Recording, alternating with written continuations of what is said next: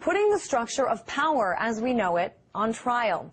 There's a new film that seeks to do just that, looking at the history of political power, scandal, and the vision of some of the most well-known leaders in the world and how they shaped it. Jason Bermas is a radio host and filmmaker and is behind a new movie that we're talking about right now. It's called The Invisible Empire, A New World Order Defined. Hey there, Jason. I just checked out the trailer for your film, and it looks like you've strung together a lot of historical footage, many of it former U.S. presidents talking about the need for a new world order. Talk about this concept and what it means to you. Well, throughout history, men of power have sought to bring together the world under one government, and they've called this the New World Order. Whether it be Hitler during World War II or George Bush after the Gulf War, they all seem to use this terminology. So I decided to explore that and see what a New World Order really was and try to define that term. And what did you find?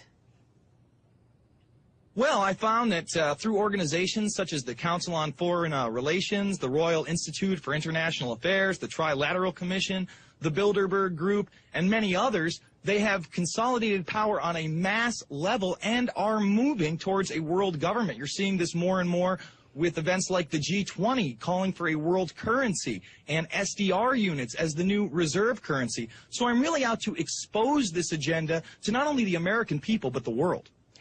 I understand that you did also some work on the film Loose Change 9/11, which challenges what the authorities have said about 9/11 and identifies some of the main points of what's now becoming the 9/11 truth movement. Does the Invisible Empire deal with this issue at all? Well, absolutely. Actually, my last film, Fabled Enemies, exposed the international intelligence organization surrounding 9/11. Instead of focusing on the anomalies at the World Trade Center, at WTC-7 or Shanksville, we exposed the Saudi Arabian, the Pakistani, the Israeli, and shadow government connections, and are now taking this a step further with Invisible Empire, A New World Order Defined. And this will be premiering at Infowars.com and PrisonPlanet.tv April 15th for the world to see. And as you just mentioned, you're releasing it on InfoWars and Prison Planet. Did you try at all to get this released on the big screen or to get some investors to back you so it could become more well-known by the public? Well, to be honest with you, I've tried to go that route before, and it can be an extremely difficult process. And with my films being seen by tens of millions of people online for free, that gets the message out. And we encourage people to take our films, make copies, and hand them out, because this is not about money. This is about getting the information to the public so that we can try to restore the Constitution and Bill of Rights in this country. This is to oppose tyranny, not to make a profit. I'm curious about Invisible Empire itself. Give me some of the specifics, the premise, and what you hope viewers will get out of it. Well, a lot of times when people use the term New World Order, you're already into the conspiracy arena. And I literally have over 200 prominent people discussing that very term. So I want to shatter the image of what a New World Order means and really put out the facts, the truth about this agenda. And that's what I've done in this film, not only going over their organizations, but also their modes of control, such as assassination and false flag terror.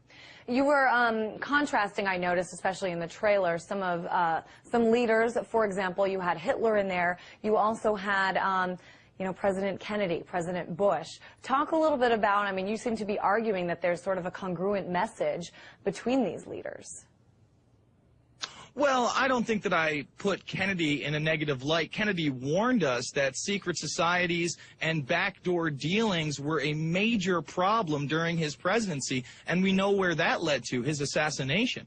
So when we have a person like George Bush espousing a new world order under the United Nations and global governance, and then on the other side of the supposed spectrum, we have people like Al Gore calling for the same exact thing and Bill Clinton calling for the same exact thing. In this film, you'll see Bill Clinton talk about a new world order not once but twice. So really, I want to expose this, like you said, congruent agenda for world government.